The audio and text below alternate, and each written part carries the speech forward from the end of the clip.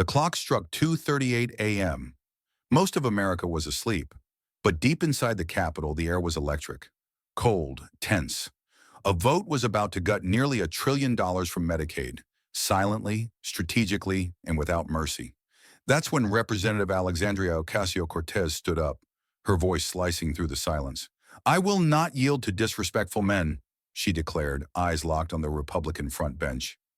What followed wasn't just a speech, it was a firestorm. One that ripped apart the hypocrisy of billion-dollar tax breaks, exposed the cruelty of punishing women who miscarry, and lit up 13.7 million Americans watching from behind their screens. The mic was hot. The room was stunned. And history, it was listening. This is a dramatized story based on real events, words, and public figures. While some scenes are fictionalized for emotional and narrative impact, the truths at the heart of this story, the policies, the stakes, the human consequences, are painfully real. Because sometimes to feel the weight of injustice, we have to witness it through story. And in this one, AOC did not blink. The Capitol didn't sleep. I watched. From outside, the white dome shimmered under a cloudless night sky, bathed in moonlight like a cathedral built for battles, not prayers. The silence of Washington, D.C. at this hour was deceptive. The city looked still, but inside the Capitol's veins, something pulsed, urgent, deliberate, and cold. In room 2141, the congressional hearing chamber was half empty, but not calm. Fluorescent lights buzzed faintly overhead, casting sharp lines across the long mahogany table, slicing through the hush like scalpels. Every cough, every shuffle of paper, every low whisper echoed louder than it should have. Even the water pitcher sweated in this atmosphere. The clock on the wall read 2:38 a.m., not 10 a.m., not noon, 2:38, the kind of time when most Americans are either deep in dreams or bracing against nightmares. But in this room, something even stranger was unfolding. A $1 trillion decision was being pushed through while the country slept, by design. At the far end of the room, sitting rigid but calm, was a representative, Alexandria Ocasio-Cortez. She wasn't speaking yet, not yet, but her presence was undeniable. Even without a word, she felt like a spark, held but ready. Her eyes scanned the printed stack in front of her, drafts, edits, loopholes in legalese that had been buried on page 467. There it was, the clause that would erase coverage for millions of Americans. No fanfare, just ink on a page. But ink had power. It could either write care or cross it out. She ran a finger down the margin, then looked up. Across the table, a Republican aide whispered into a congressman's ear. The congressman nodded faintly. A smile touched the corner of his lips. They think no one's watching. AOC straightened in her chair, shoulders squared. She wasn't wearing a power suit. She didn't need to. The steel was already in her spine. Her notepad had margin scribbles that read like rally cries, one in all caps. They cut in darkness. We speak in light. Her eyes narrowed, not in anger, in calculation. She knew this wasn't just a vote. This was a message. And whether she won or lost tonight, she was about to etch that message into the congressional record. A rustle of movement to her left. A staffer leaned in and whispered, "They're moving to call the vote soon." AOC didn't flinch. Instead, she reached forward and with perfect stillness, adjusted the gooseneck mic in front of her. Her voice hadn't left her lips yet, but already the room seemed to tighten as if it knew what was coming. A Republican from Texas glanced at her, then quickly looked away. And then she leaned in. "Before we do this, before anyone checks their boxes and signs away the health care of millions, I want America to know exactly what's happening here. At 2:38 in the morning, when phone lines are closed, when mothers are asleep, when the media isn't watching." Eyes turned toward her, some in curiosity, some in annoyance, some with that quiet fear only a conscience can cause. She didn't blink. "You say this is about budget, but we both know it's not. This is about keeping tax breaks alive for people inheriting $22 million estates." Silence. Stillness. But the tension? It crackled, like storm clouds rolling in just before lightning finds the tallest spine in the room, and she had just made herself that spine. The chair recognized himself without emotion. A Republican from the Budget Committee, his tone was smooth, nearly soothing, as if he were announcing a change to cafeteria hours instead of a plan to gut healthcare for millions.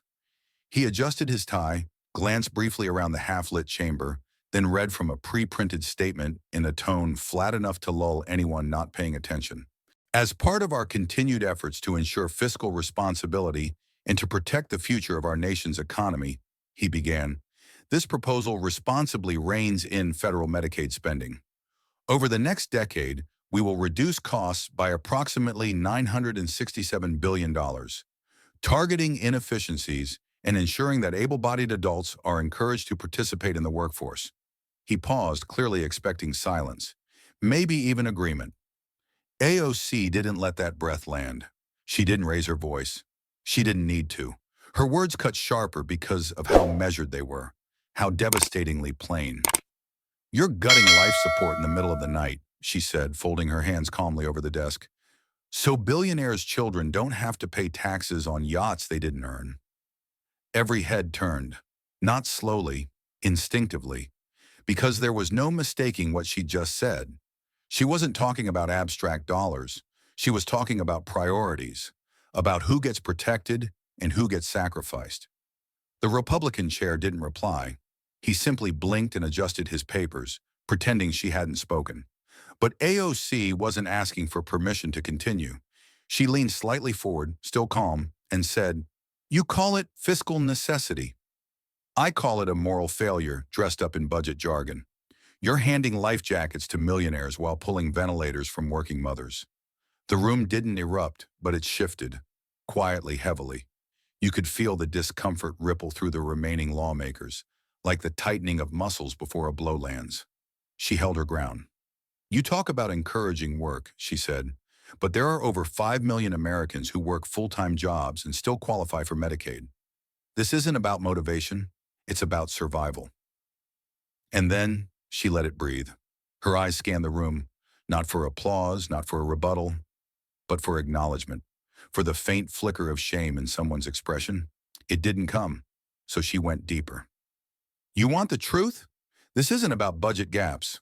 It's about maintaining the estate tax exemption you pushed in 2017, when you lifted it from $11 million to $22 million, because apparently the children of the ultra-wealthy were being unfairly burdened."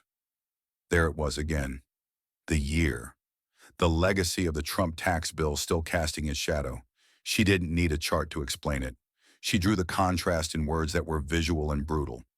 "I represent people who pray their inhalers last one more week, and you're protecting people who inherit private islands and helicopters with wine cellars. That's not governance.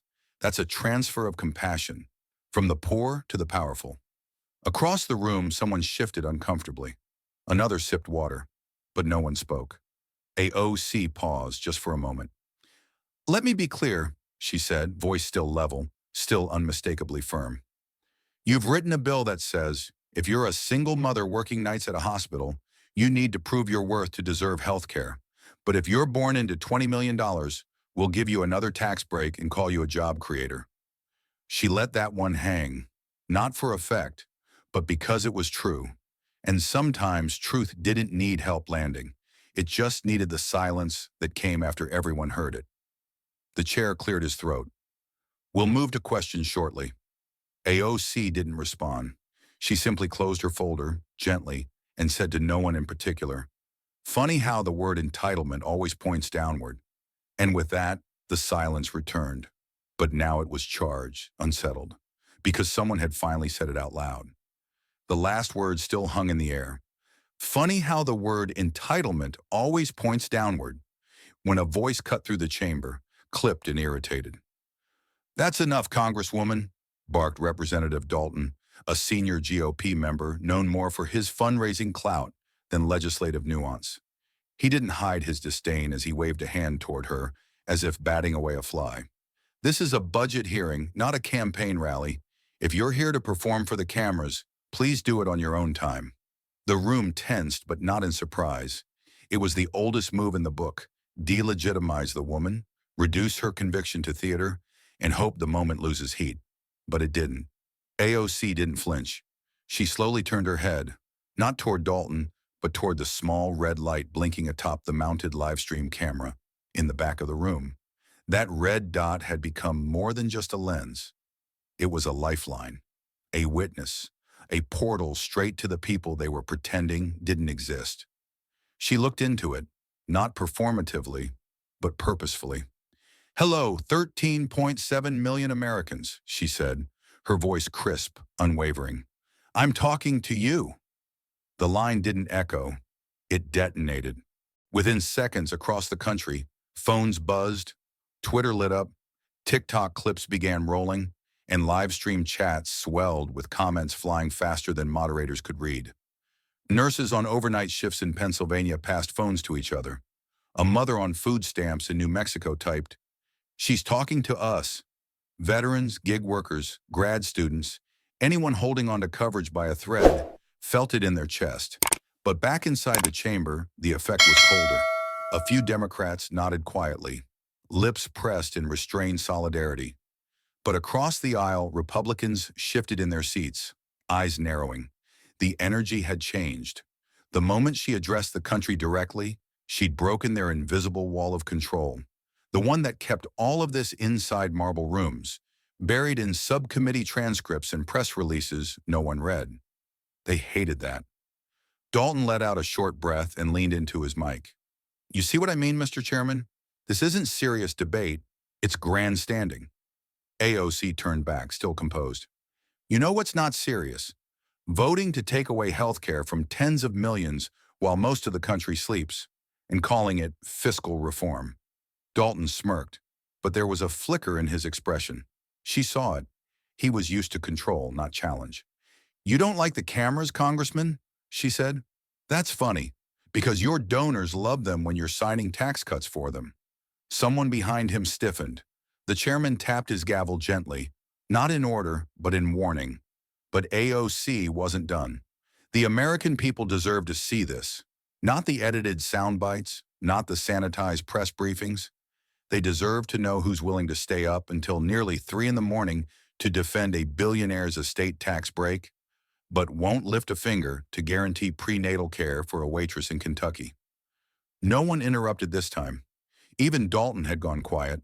She didn't smile. This wasn't about winning a sparring match. "This isn't a performance," she said. "This is accountability, with a live audience. And yes, I will use every second I have to tell them the truth, because they have been left out of these rooms for far too long." The chamber fell into an uneasy silence. Not defeated, defensive. Because now it wasn't just about policy. It was about the power of being seen. And AOC had made damn sure that everyone in that room knew. They weren't just being watched. They were being remembered. The chairman shuffled his papers as if trying to smother the tension still lingering in the room. The red recording light on the live stream camera blinked on, unbothered, unwavering. And the conversation, at least officially, moved on. But not really. A new speaker took the mic, another Republican, this one younger, slicker, well-rehearsed. His words rolled out in that familiar, polished tone that always seemed carefully engineered to sound helpful without actually saying anything. "Let's be clear," he began. "We're not cutting care. We're shifting able-bodied adults off dependency and toward personal responsibility. We believe in empowering people, not enabling them." AOC didn't react, not at first. She sat still, listening, her hand tracing the edge of her notepad. Her pen was still, but her thoughts were moving fast. She knew that word was coming. Shift. The man repeated it, twice more. "We're shifting coverage. We're shifting resources." Every time he said it, it floated into the air like a harmless feather. But to AOC, it wasn't harmless. It was a loaded word dressed in policy perfume. She knew a rhetorical sleight of hand when she heard one, and she was done letting it slip by. So when he finally yielded his time, AOC pressed her mic. "I keep hearing this word, shift," she said calmly, "as if it's some gentle nudge, a logistical adjustment." She paused just long enough to let the room sit in its own carefully chosen vagueness. "Let me ask. Shift to where?" she said louder now. "To what? To what exactly are you shifting people?" hunger, bankruptcy, homelessness. That cracked the stillness. She looked straight ahead, eyes leveled at no one and everyone. You say shift like it's an elevator ride to opportunity, but what you're actually doing is pushing people off a ledge and pretending there's a safety net below. You call it reform. I call it abandonment. Her voice didn't need to rise. The weight of her words was enough, because they weren't abstract, they were lived. I represent constituents in the Bronx who work 2 jobs and still qualify for Medicaid because their rent takes up 70% of their paycheck. You think they're lazy? You think they're gaming the system? No, they're surviving it. She didn't stop there. Her tone sharpened, not in anger, but in clarity. There's a woman in my district, Letitia. She works the early shift at a bakery, then heads straight to a laundromat job, 6 days a week. Her son has asthma. Medicaid pays for his inhalers. If you pass this bill, she'll have to reapply, requalify, and reprove her worth, over and over again. AOC paused, and this time it was personal. And she won't be able to keep up. Not because she doesn't want to, but because she can't afford to take 2 hours off work to sit in a government office proving what she's already living. So what then? She skips the recertification. She loses coverage. Her son ends up in the ER. And guess who pays for that? We all do, but more importantly, he suffers. That's your shift. Somewhere behind her, a Democrat whispered, "Preach." But AOC wasn't preaching. She was translating, decoding the GOP's sterile language into its human cost. You're not shifting people. You're stripping them of security, of dignity, of protection they've earned 10 times over. And you have the nerve to call that empowerment? She didn't expect an answer. That wasn't the point. Because the lie wasn't just in the policy, it was in the language. The prettied up packaging of cruelty sold as reform. And AOC had just ripped off the wrapping. The room had gone quiet again. Not the respectful kind of silence, but the kind that arrives when the truth starts to sting and there's nowhere to hide from it.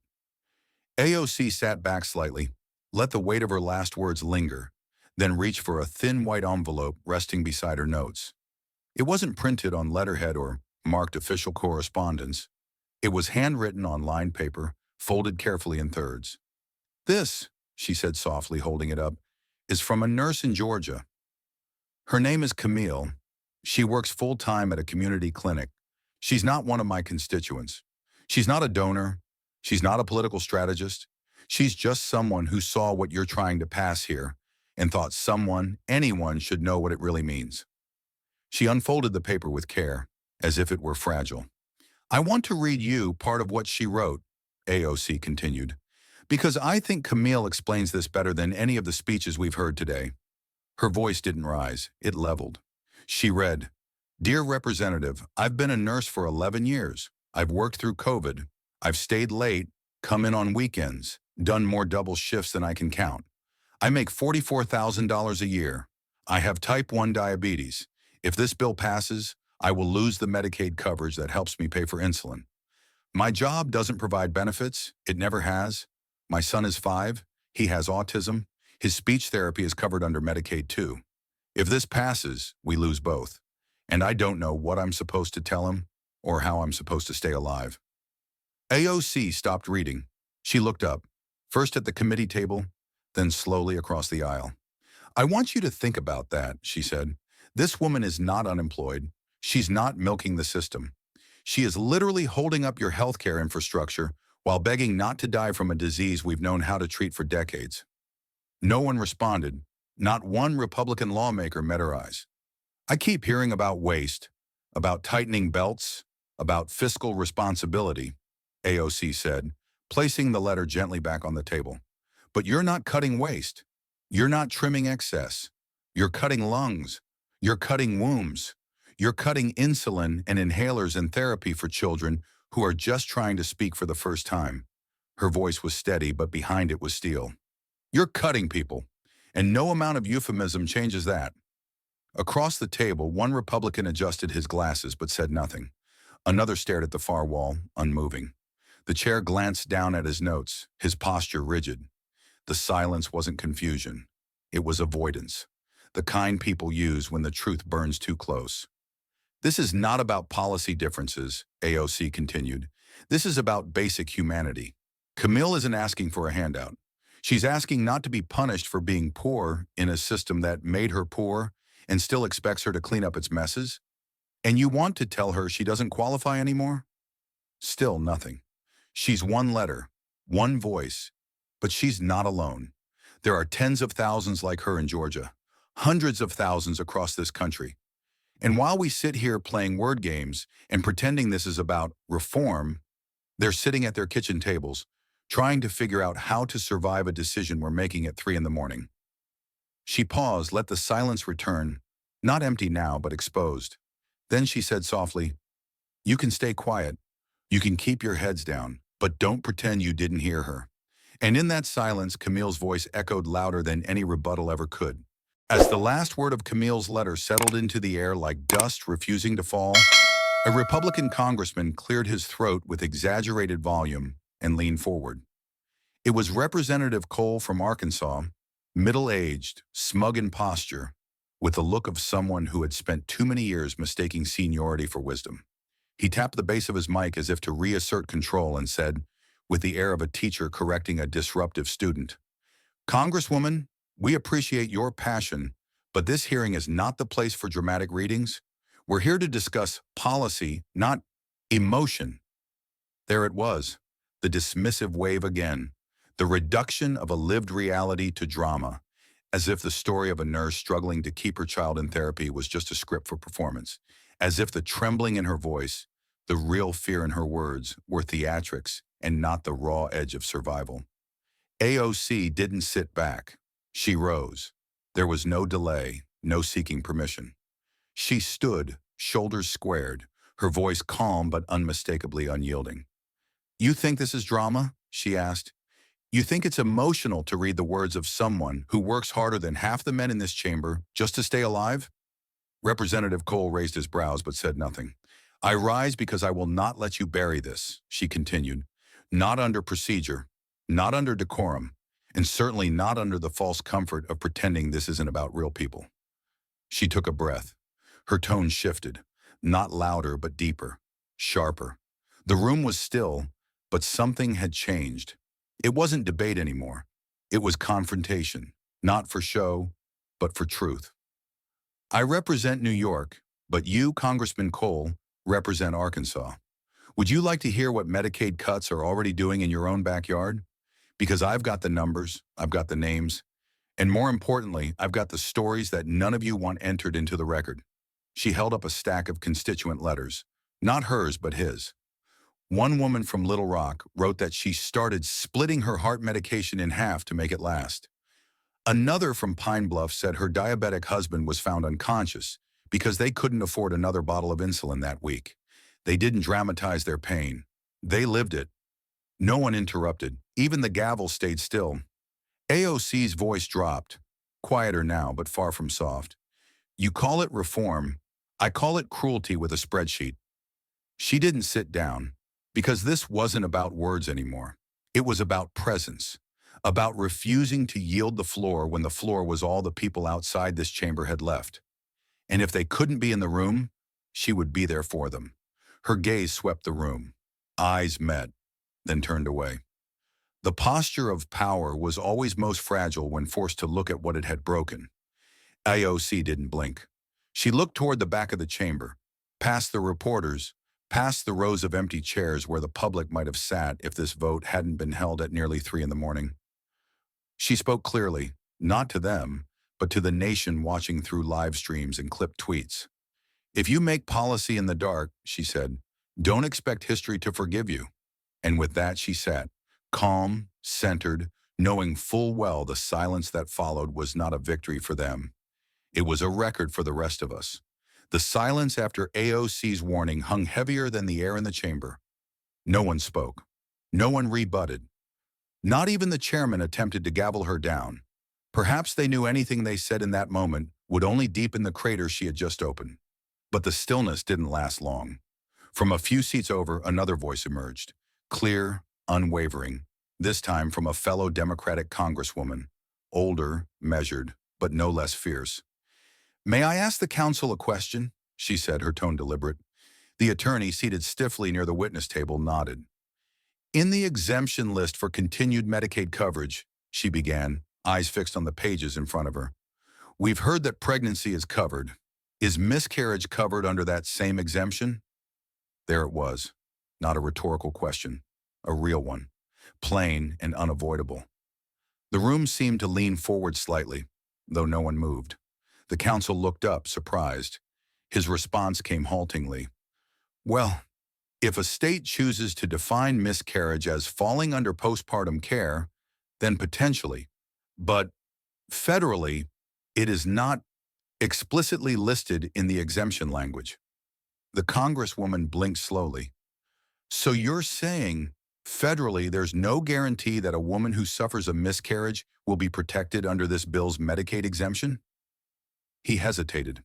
"Not unless a state—" She cut in, gently but firmly. "Thank you." And then it happened. AOC stood. Not abruptly, not theatrically, just with purpose, like she was stepping into something that had been waiting for her. She didn't look at the counsel. She looked at the room. Her voice didn't rise, but it hardened with every word. "You've designed a bill," she said, "that guarantees health coverage to a pregnant woman, but not necessarily to a woman who's just lost a pregnancy." The silence was louder now, if that was even possible. "You've written legislation that says, 'Congratulations, your body is politically useful, so we'll cover you. But the moment that pregnancy ends, whether by nature or trauma, suddenly, you're not worthy of care?'" She wasn't asking for clarification. She was naming the truth that had just been revealed. She moved her gaze to the Republican members across the table. "I need someone in this room to explain to me how you can claim to protect life and still write a law that penalizes a woman for something she did not choose, did not cause, and cannot control." No one answered, so she kept going. "You think this is about budgets? No, this is about power. It's about the same power that pushed the Dobbs decision through, that stripped women of autonomy across this country, and now dares to follow up by threatening their access to health care the moment they miscarry." Her voice dropped, slow and slicing. "Do you understand what a miscarriage is? Have you ever held a woman's hand while she goes through one? Have you ever watched someone bleed, cry, and not know whether what's happening is grief or danger?"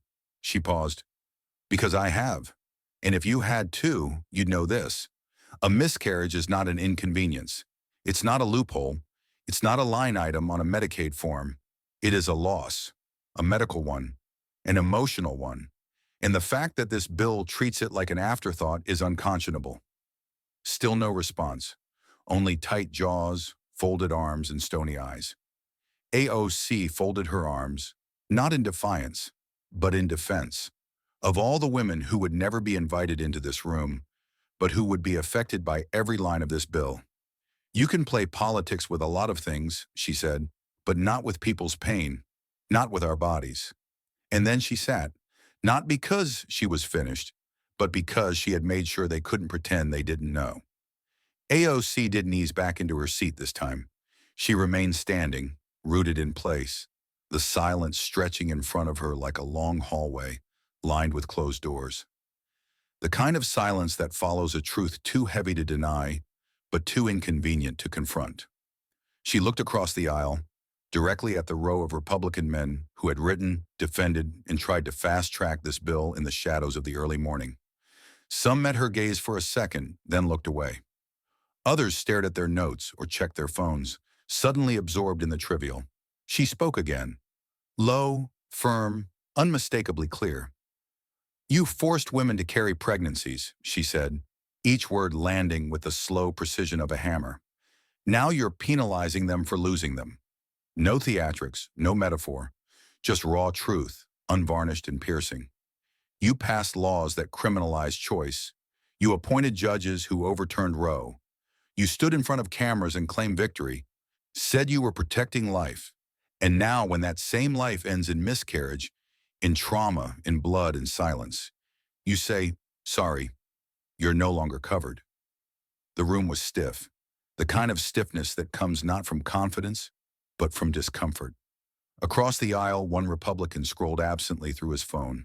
Another crossed his arms tightly, eyes locked on some invisible point above AOC's head. But she didn't look away. She didn't let them off the hook. She leaned slightly forward, her voice softening but not losing its edge. "Do you know what it means to miscarry in a state like Texas today?" she asked. "Do you know what it means when a woman walks into a hospital bleeding, in pain, and is told, 'We can't treat you unless your life is in immediate danger'? Because that's the law now." She let that question hang, unanswered. "I spoke with a woman last month," she continued. "Her name is Marisol. She lives outside San Antonio. She was 14 weeks pregnant when she began to cramp and bleed. She went to the hospital and they told her the fetus no longer had a heartbeat, but the doctors wouldn't remove the tissue, not until the situation was legally classified as life-threatening." She inhaled slowly. Her voice didn't break, but you could feel the weight behind it. "So Marisol waited. She went home. She bled through her clothes. She fainted in her kitchen from blood loss.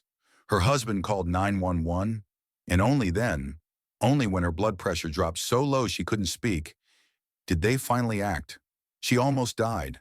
And now with this bill, she could lose the only health coverage she has because technically, she's no longer pregnant." AOC's eyes locked again with the men across the aisle. "This isn't hypothetical. This isn't a thought experiment in a law school classroom.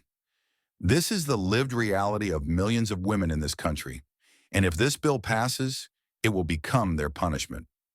Still no response. No attempt to rebut. Only the dull silence of men who had nothing to say because the truth had stripped them of their usual tools. Spin, deflection, denial. AOC straightened her spine. Her voice steadied even more. "You want to write laws about our bodies? Then have the decency to hear what those laws actually do. You want to talk about life? Then stop abandoning the women who risk theirs every time biology decides it has other plans." She glanced briefly at the camera again, then returned to the faces across from her. "You don't have to agree with me, but you will not ignore me. Not today. Not while women like Marisol are bleeding in silence so you can check a box and call it reform." And still, the only response was averted eyes and quiet shame they wouldn't admit to. But she had made sure they'd carry it with them anyway. The room had quieted to something deeper than silence, something closer to reckoning. Not a word had been spoken since AOC invoked Marisol's story. No gavel tapped, no objection raised. The Republican side of the chamber had retreated inward, some behind paper, some behind posture, some behind the glow of a phone screen, as if distraction could shield them from the weight of what was being said. But AOC didn't pause for their comfort. She continued because the moment demanded it. She reached for a small dog-eared folder on the table beside her, flipped it open, and withdrew a printed report, its edges worn, its pages marked in ink and highlighter. "Let's stop pretending this bill exists in a vacuum," she said, her voice firmer now, less emotional, but no less urgent. "You can't separate what you're doing here from what you did last year, because this," she held the folder up briefly, "is the echo of Dobbs." No one needed a history lesson to know what she meant, but she gave them one anyway. "Dobbs v. Jackson Women's Health Organization," she began, tone even, measured, almost clinical. "The decision that overturned Roe v. Wade, the decision that erased half a century of constitutional protection for reproductive freedom, a decision not rooted in science or public health, but in raw ideology." She flipped to a page and read aloud. "In the immediate aftermath of the Dobbs ruling, 26 states moved to restrict or ban abortion access, with 13 imposing full bans." Another page. "The number of pregnant women denied medical care for miscarriage management increased by 63% in states with abortion bans." One more. "In multiple documented cases, doctors delayed life-saving care because they feared prosecution under state abortion laws, even when the fetus was no longer viable." She paused, eyes sweeping the room, as if daring anyone to challenge those numbers. No one did. Then slowly, deliberately, she folded the report and set it aside. "But I didn't need stats," she said, looking back up. "I needed your humanity." The words hung in the air, plain, unadorned, heavy with truth. I needed you to remember that pregnancy is not a neat, linear experience with clean outcomes. It is not a political token. It is messy, it is dangerous, it is unpredictable, and it belongs to the person carrying it, not to you, not to your donors, and not to a court ruling signed off by men who've never lived one day in a woman's body. A muscle twitched in the corner of one Republican congressman's jaw, but still he said nothing. Still, none of them did.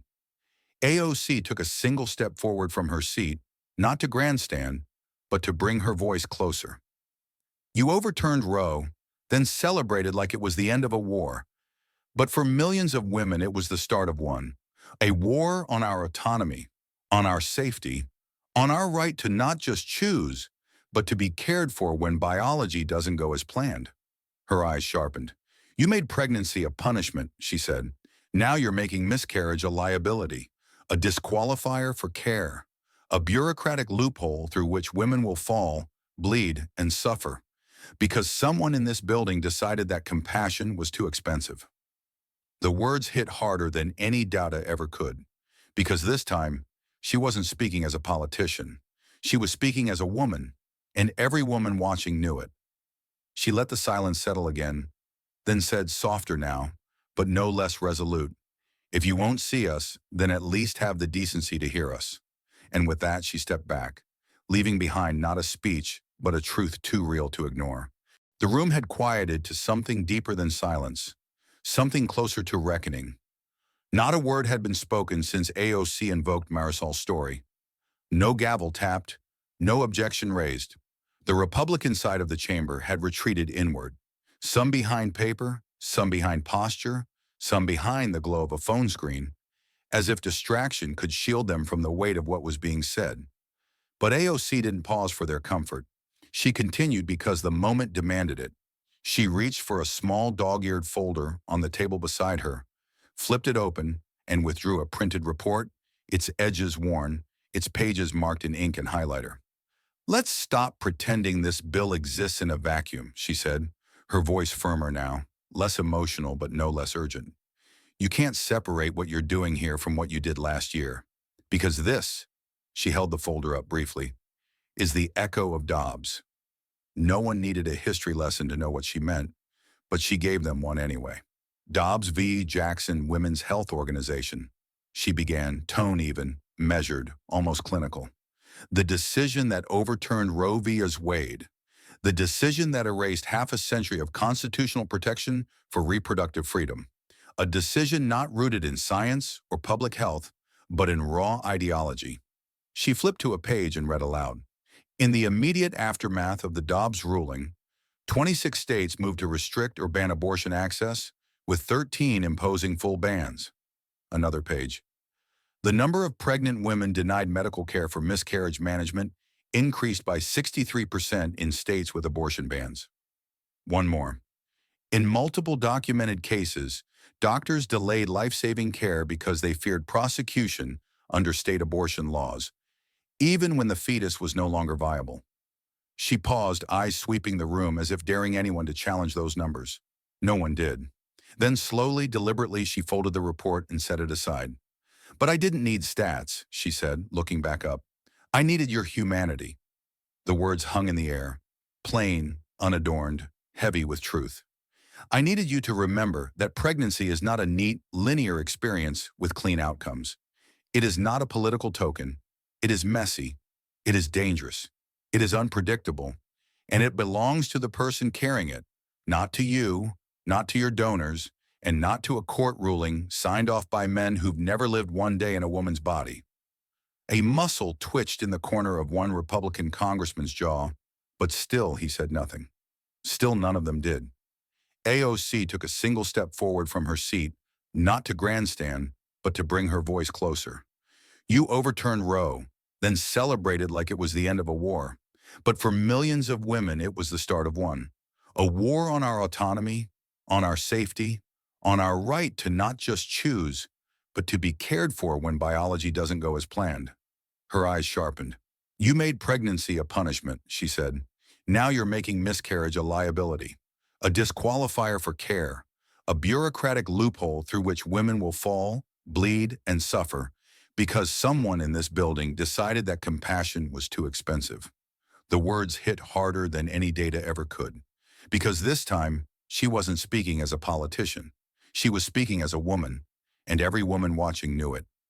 She let the silence settle again, then said, softer now, but no less resolute, "If you won't see us, then at least have the decency to hear us."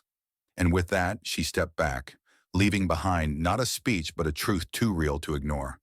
There's a line you can feel before it's drawn. An invisible point in a room where tension stops simmering and starts cracking. AOC had been circling that line for the past hour, refusing to let the committee wrap their cruelty in policy language, refusing to let them reduce grief to a line item. And now she crossed it. The chairman, a Republican with a long history of calling for decorum only when women speak too clearly, leaned into his mic and tapped the gavel. Once, then twice.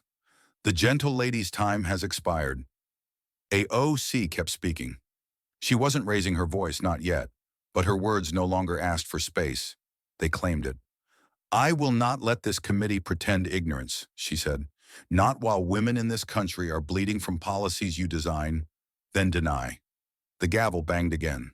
The gentle lady is out of order. Then came the flick, the unmistakable shift as her microphone was cut. The silence from her end wasn't silent at all. It was deliberate erasure. But AOC didn't sit down. She didn't stop. She raised her voice over the mechanical hum of denial. Her words reached the back wall without amplification. "You think cutting my mic will stop me from telling the truth?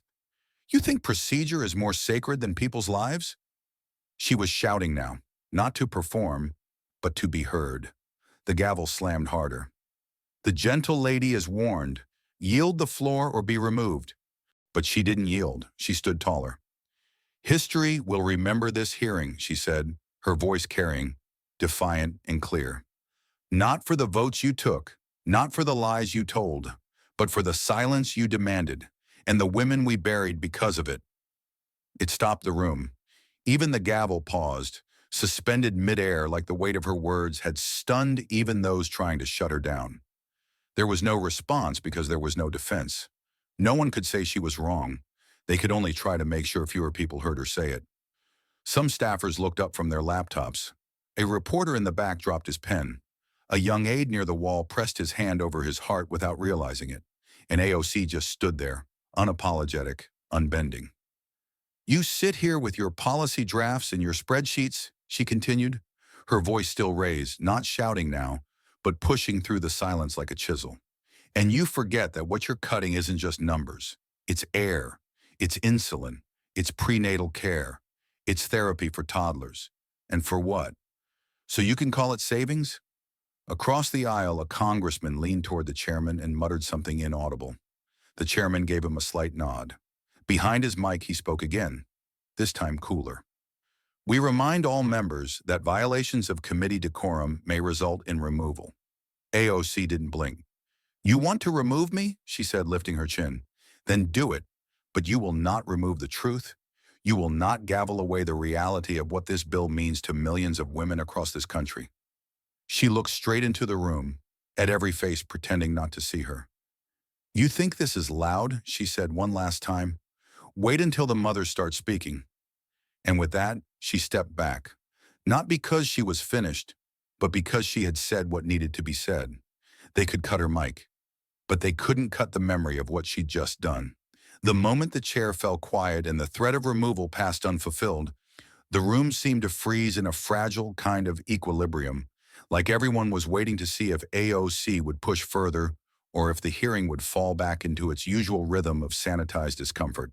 But before either could happen, a voice cut through the silence from the Republican side.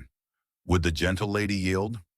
It came from Representative Langston, a senior GOP member with a reputation for smug civility and hollow bipartisanship. His tone was polite, but his eyes gave him away, calculated, condescending. It wasn't a real question. It was a tactic, a trap wrapped in parliamentary courtesy. It was the legislative equivalent of patting someone on the head while trying to silence them. AOC turned toward him slowly, her expression unreadable at first, but her voice, when it came, was ice. "I will not yield to disrespectful men," she said. There was no tremble in her words, no rise in volume, just a deliberate razor-edge clarity that split the air down the middle. The phrase landed like thunder in a tightly packed sky. From behind her, a murmur stirred. A ripple of affirmation, not from one person, but from several. It wasn't planned. It wasn't coordinated. It was instinctive. One voice, then another. A quiet, "That's right." A sharper, "Let her finish." A low, emphatic, "Enough of this." Langston leaned back slightly, clearly not expecting the reaction. AOC held his gaze for half a second longer, then turned away, not dismissively, but decisively. She had made her point, and she wasn't there to argue with anyone who hadn't earned the right to be heard. Then another voice joined her. Representative Delgado, a fellow Democratic congresswoman from the Midwest, stood without preamble. "Let her speak," Delgado said, loud enough for everyone to hear. "She's saying what half this country is screaming." The murmur grew. It wasn't chaos. It was momentum. That rare shift in a congressional room where the power dynamic tilts, not by votes, but by truth catching fire. The chairman tapped his gavel once, more reflex than command, as if to remind the room who technically still held the authority. But it was a hollow gesture. Authority in that moment had already moved elsewhere. AOC remained standing, but now she wasn't alone. There was no choreography, no backroom coordination, but the alignment was clear. Women from both sides of the chamber's rear seats were sitting taller, watching more intently. Staffers behind her began whispering, not about how to spin the moment, but how to preserve it. "I won't apologize," AOC said calmly, now addressing the room again. "Not for speaking the truth, not for refusing to hand the mic to someone who's already written their summary without hearing a word of what this bill will do." She took a breath, not to compose herself, but to let the moment expand. This isn't about partisanship. It's about respect. Respect for women. Respect for working people. Respect for the democratic process which, if I may remind you, is supposed to include the people most affected by the laws we pass. Another voice behind her murmured, "Say it again." She didn't need to, because the electricity in the room wasn't about any one sentence. It was about what happens when someone refuses to be reduced, redirected, or muted. When a woman stands her ground, is told to yield, and says clearly, "No." She had already said it. The moment had already turned, and there was no going back. The silence that followed wasn't the same as before. This time, it wasn't about denial or power. It was about the shift that happens when a room realizes the script is no longer holding. Something was breaking. Not loudly, not dramatically, but undeniably. The GOP line, so rigid at the start of the hearing, began to falter. Not all at once, but in cracks and glances, in the way shoulders sank or eyes darted from papers that no longer held their protective power. One congressman who'd been parroting budget talking points all morning now stared straight ahead, unmoving. Another scribbled something on a legal pad, then stopped halfway through. But it was the woman from South Dakota, Representative Wynne, who gave the moment its weight. She wasn't new to politics. In fact, she had campaigned on protecting rural families and defending the vulnerable. But when AOC looked her way after that last exchange, Wynne didn't meet her eyes. She looked down. It was quick. Just a blink of honesty before her face returned to neutrality. But it was there, and AOC saw it. She stepped forward, voice steady, and gestured toward the chart behind her. It was a Medicaid coverage map, color-coded, simple, brutal. Deep red splotches marked the states with the most vulnerable populations, many of them represented by the very people trying to push this bill through. Arkansas, Mississippi, West Virginia, Kentucky, South Dakota. "These aren't my districts," AOC said, pointing. "They're yours." No one interrupted. She continued. "I've spent the last few hours being told that I'm exaggerating, that I'm emotional, that I'm grandstanding. But what I'm pointing to right now isn't opinion, it's fact. This map isn't about ideology, it's about lives. And these cuts, they won't just touch the Bronx. They'll tear through your hometowns, through your counties, through the very voters who believed you when you told them you had their backs." The words landed differently now, not as partisan jabs, but as truths too obvious to dodge. A few Republicans shifted in their seats, their faces hardening not in anger, but in awareness. "I'm not here to score points," AOC said, her voice softening. "I'm here to tell you what your staffers won't, what your consultants won't, what your donors probably don't care about. And it's this: you are not safe from the consequences of your own cruelty." A ripple of unease passed through the chamber. Not outrage, not defiance, just that flicker of doubt that creeps in when the usual lines don't protect you anymore. "And if you think this vote will go unnoticed," she added, turning back toward the full committee, "you haven't been watching what's happening outside this building. People are paying attention. People who used to believe that Washington didn't care. People who now understand that the only way to be heard is to speak louder than your silence." Then came the final blow. Not shouted, not angry, just true. "You say people must work to be worthy of care," she said slowly. "I say no one needs to earn their right to breathe." The line hung in the air like a stone dropped into still water.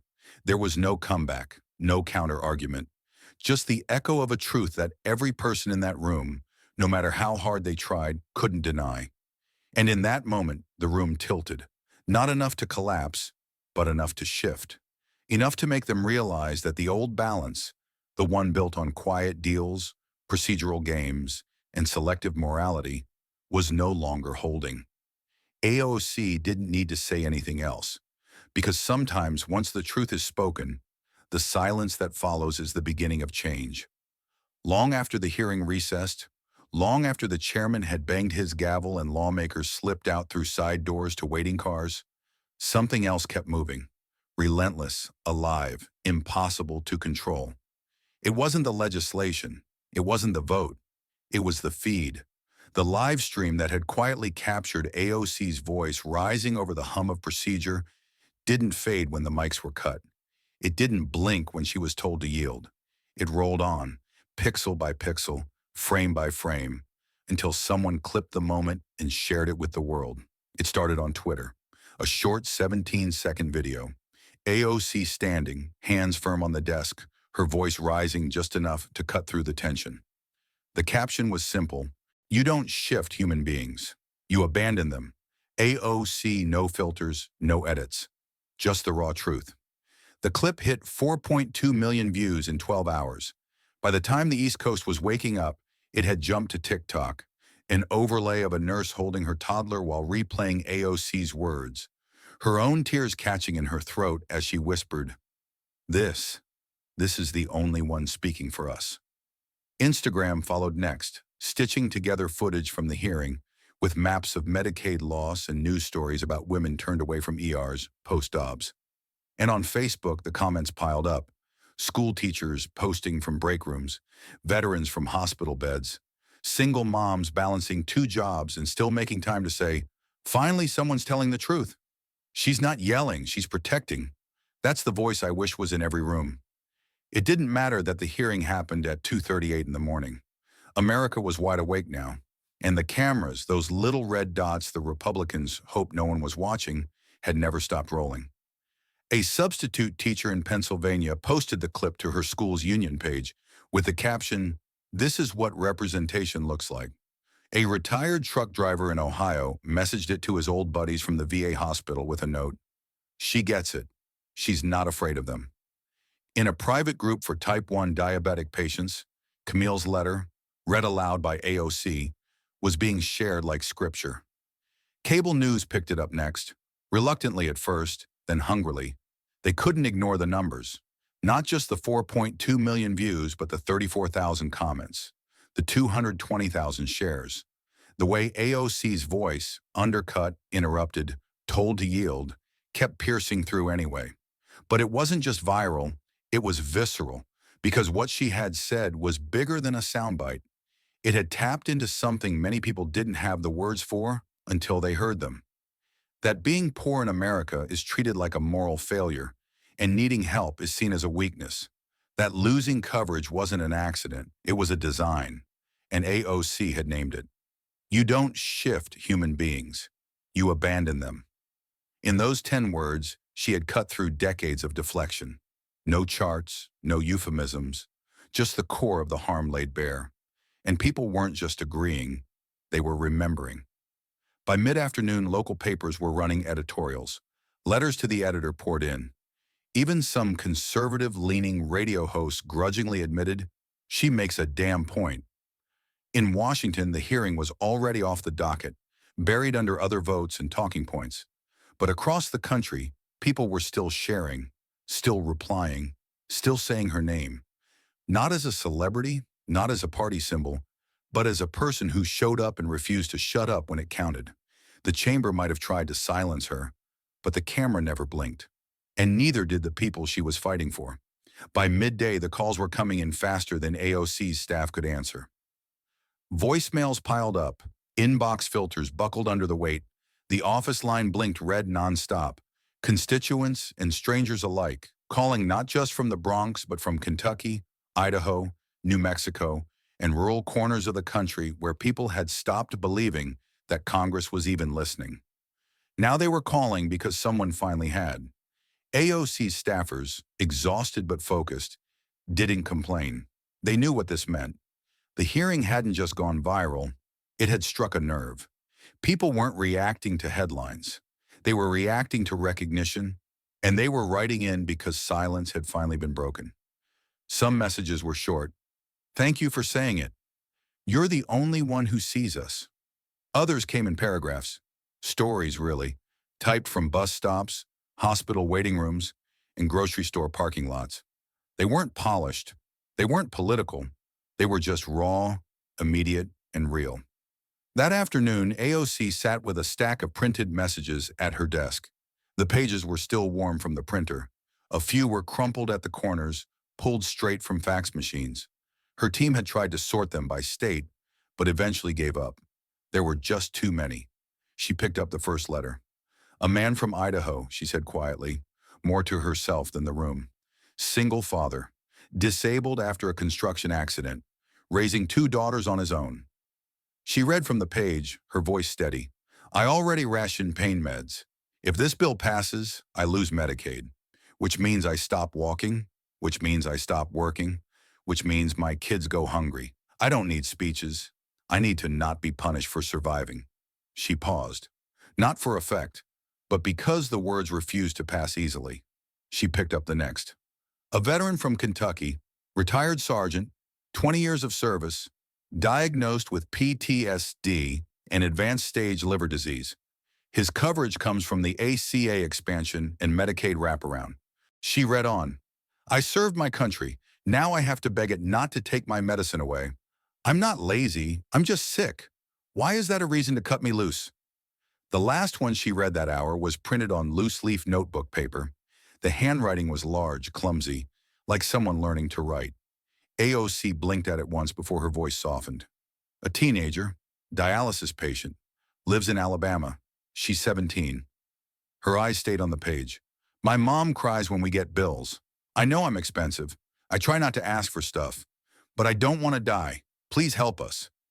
AOC stopped reading. Her hands didn't shake, but her voice cracked when she finally spoke. "This isn't just policy," she said. "It's a death sentence or a lifeline. There's no middle ground here. You either believe that these people deserve to live with dignity, or you believe they're disposable." Her staff remained quiet, respectful, but some had tears in their eyes. One aide turned to the window to gather herself. These weren't statistics. These were stories. And once you heard them, you couldn't go back. AOC looked at the pile still on her desk. Hundreds unread, more pouring in by the hour. She straightened the stack. "We're going to read every single one," she said, "because if they had the courage to write them, we better have the courage to carry them." Then softer.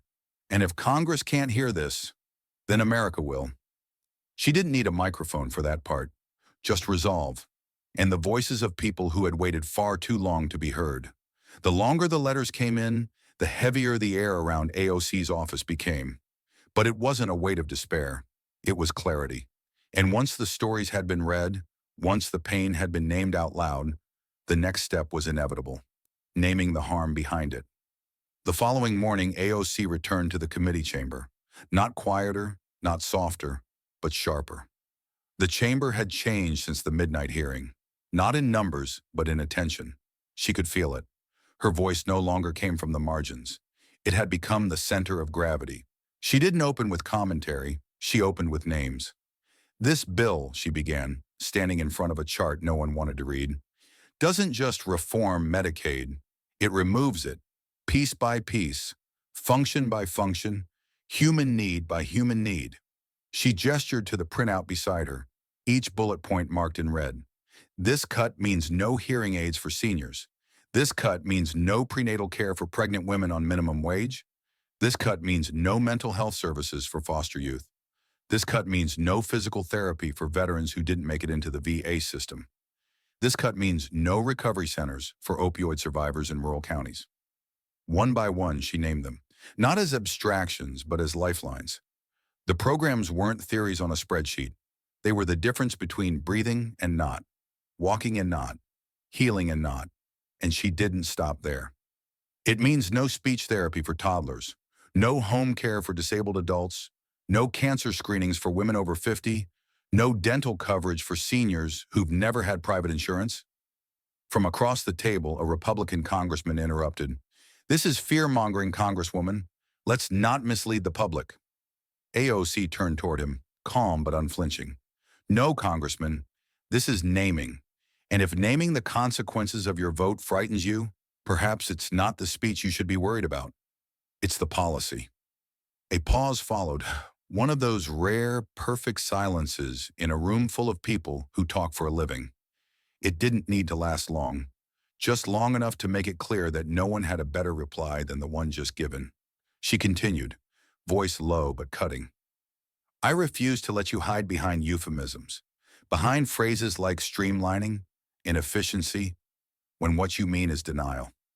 When what you mean is a mother walking away from a clinic without the ultrasound she needs. When what you mean is a wheelchair-bound father being told his in-home nurse isn't covered anymore. She stepped back from the board, eyes sweeping across the committee. I didn't come here to comfort you. I came here to represent the people your policies are about to disappear. And if hearing what this bill actually does is too much for you, imagine living it. The room remained still, not because she had stunned them, but because she had outmaneuvered them. By refusing to speak in their language, she had forced them to reckon with her own. You say we're exaggerating, that we're dramatizing, but if you truly believe this bill helped people, you'd be proud to list what it cuts. You'd say it loud. You'd run ads on it. But you don't, because somewhere, even if you won't say it, you know. She closed her folder, looked once more at the GOP side of the aisle, then added, if you fear the truth, perhaps you should fear the policy. No one dared speak next. The pause wasn't thunderous because of its sound. It was thunderous because she'd just spoken the part they were afraid America would hear. By the time the committee returned from recess, the air was thick with something more than fatigue. It was the recognition that they hadn't shut her down. They had only fueled her. The usual limits no longer mattered. The timer lights, the scripted statements, the structured rebuttals, all of it felt inadequate. AOC didn't ask for permission. She invoked personal privilege, stood once again, and began speaking, not as a lawmaker reciting bullet points, but as a woman who had carried the stories of others so long that they now spoke through her. She spoke for 8 straight minutes. Her voice didn't stay in one register. It rose, fell, settled, and rose again, like testimony, like memory, like truth woven into rhythm. She moved from policy to people, from the language in the bill to the language of survival. They call this a work requirement, she said, as if caregiving isn't work, as if healing from trauma isn't work, as if surviving a system that was never built for you isn't its own full-time job. No one stopped her. Because how do you gavel down what sounds like a nation confessing itself? She spoke of mothers who rationed baby formula while waiting in Medicaid limbo, of veterans who couldn't find doctors within 200 miles, of teenagers with dialysis machines beside their beds and no insurance code to fit their lives. They told me to stick to the rules, she said, not smiling. But the rules weren't written by the people they affect. They were written by the ones trying not to feel it. Each sentence pressed deeper, because this wasn't procedure anymore. It was reckoning, and for once, no one dared to look away. As AOC took her seat, a moment of hushed reverence settled over the chamber. But it didn't last. What followed was not applause. It was response. One by one, more women rose, not in coordination, not by plan, but by instinct. Something had shifted. The silence was broken, and it wasn't coming back. Ayanna Pressley was the first. Her voice rang out clear and strong, naming not just the budget lines, but the bodies affected. She spoke of Black maternal mortality, of women who died not because of biology, but because of bureaucracy. Then came Rashida Tlaib, fierce and trembling with emotion, describing families in Detroit rationing asthma medicine while CEOs banked record profits. She didn't ask for permission. She simply spoke, and the room was forced to listen. Even moderates, those who normally chose caution over confrontation, began to rise. Women who hadn't planned to speak at all found themselves holding the mic, their voices weaving stories of grandmothers denied post-stroke therapy, of young parents driving 2 counties over for Medicaid-approved care. It wasn't about party anymore. It was about human stakes. The hearing, once orderly and quiet, turned into a chorus of resistance. One voice became 5. 5 became 10. And suddenly the narrative couldn't be steered back to technicalities. It had become too human, too loud, too real. AOC sat back, her shoulders tight with the weight of it all. She blinked once, hard as a single tear slid down her cheek. But she didn't wipe it away immediately. She let it stay, a quiet witness to the power of what had just happened. She looked around the room and nodded once. They had made it impossible to ignore. And that, she knew, was how change always begins. The vote, when it finally came, was swift. No fanfare, no dramatic standoff, just a sterile roll call echoing through a room still thick with everything that had been said in the hours before. The bill passed, as expected. The GOP held the majority. They had the votes. That had never been in question. But power is not only about what you can push through. It's also about how you look doing it, and how much you can stomach looking like you've done it. As the final tally was read aloud, a few Republican members exchanged nods, but the usual celebratory confidence was nowhere to be found. There were no smiles for the cameras, no triumphant press statements on the House steps. A few members exited quickly, ducking reporters with vague phrases like, "We'll let the policy speak for itself," or, "We're proud of the fiscal discipline shown today." But they looked rattled, and not just politically, morally. Some wouldn't admit it, but their posture did. They hadn't won a debate. They had survived a reckoning. The hallways filled with the usual clatter of staffers packing up, interns chasing folders, lobbyists pretending nothing had changed. But something had. You could feel it in the air. Subtle, undeniable. Like the room had been rearranged and no one could quite get comfortable in it anymore.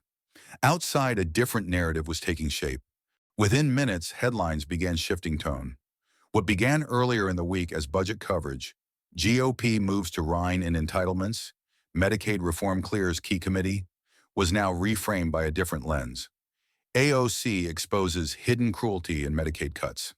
Congresswoman's fiery speech sparks wave of testimonies from women nationwide. What they didn't want you to hear, the voices behind the bill. Cable news picked up the story with panels dissecting the emotional fallout. Even outlets typically reluctant to amplify progressive voices were forced to reckon with the footage. Clips of AOC reading letters, of Ayanna Pressley invoking maternal mortality, of Rashida Tlaib's voice trembling as she recounted a family's pain. Those were the images now flooding millions of screens. Those were the words that trended, looped, and broke through. Twitter was still ablaze with commentary. AOC's quote, "You say people must work to be worthy of care. I say no one needs to earn their right to breathe," was now printed on graphics, stitched into TikToks, even screen printed onto t-shirts by advocacy groups. More than that, people were talking. Not just political insiders, teachers, nurses, home health aides, veterans, teenagers, grandmothers. They weren't just retweeting, they were responding. They were remembering which names had voted which way, and they were organizing. Back inside her office, AOC sat quietly for a moment, The team around her moved quickly. Press calls, media requests, constituent letters. But she stayed still, just for a breath, letting the moment land. She hadn't stopped the bill. Not this time. But she had changed the cost of passing it. She had made sure the cruelty wasn't hidden behind graphs and jargon. She had made it visible. A junior staffer peeked in. CNN wants to go live in 20 minutes. They're asking if you want to respond to the vote. AOC stood, calm but certain. She nodded. Yes, she said, because this fight's not over, not even close. And as she walked down the hallway toward the camera, toward the next mic, the next question, the next truth, she knew something she hadn't been sure of the day before. The world wasn't just watching now. The world was listening. By noon, the headlines had shifted. What started as GOP passes historic Medicaid reform quickly became public outcry grows after AOC's viral rebuke. Red state senators, once confident and composed, now scrambled to issue statements of clarification. One from Missouri tweeted, "We're reviewing the language again with state leaders." Another from Utah went on a local radio show and stumbled over the word miscarriage, unsure how to explain its omission from the exemption list. They weren't walking back the vote, but they were backpedaling hard. The pressure was working. And AOC? She didn't gloat. She didn't mock. Instead, just hours after leaving the Capitol, she opened her phone and typed a message to her 13 million followers. They may have won a vote, but we won the people, and people don't forget. The post exploded. Within minutes, donations to grassroots health coalitions spiked. Groups across the country began organizing emergency town halls. Health workers, mothers, students, and activists shared clips from the hearing like wildfire. AOC's words, "You're not cutting fat, you're cutting lungs, wombs, and medicine," rang out from phones and protest signs. That night, Ayanna Pressley launched a Medicaid accountability tour through 5 southern states. Rashida Tlaib announced a new bill aimed at codifying postpartum care. Reporters followed the momentum. The narrative had changed. The vote passed, yes, but the nation had turned its eyes toward the ones who stood and spoke, not those who sat and silenced. This wasn't just political theater, it was ignition, because something had shifted after that hearing. Not a procedural change, a psychological one. The silence had cracked, and though AOC sat alone when it began, she would not be alone in the next fight. The movement was no longer hers. It belonged to the people now, and they were just getting started. The background is simple. No grand columns, no marble steps, just a plain wall in her Bronx district office. AOC sits forward, the camera steady on her face. There's no makeup team, no script, just her, raw and clear-eyed, addressing the people who stayed up with her that night, who wrote, who marched, who called, who felt seen. She begins not with volume, but with stillness. You've heard a lot of words these past few days about shifting, about sacrifice, about responsibility. Her voice doesn't rise, it deepens. But let me offer a different truth. When they meet in darkness, we show up with light. When they legislate cruelty, we counter with care. When they tell us to yield, we stand. Not because it's easy, but because we refuse to vanish. She pauses, not for effect, but for breath. A breath that sounds like it carries every family letter she read, every stare she held across that chamber floor. I don't care if it's 2 in the morning or 2 in the afternoon.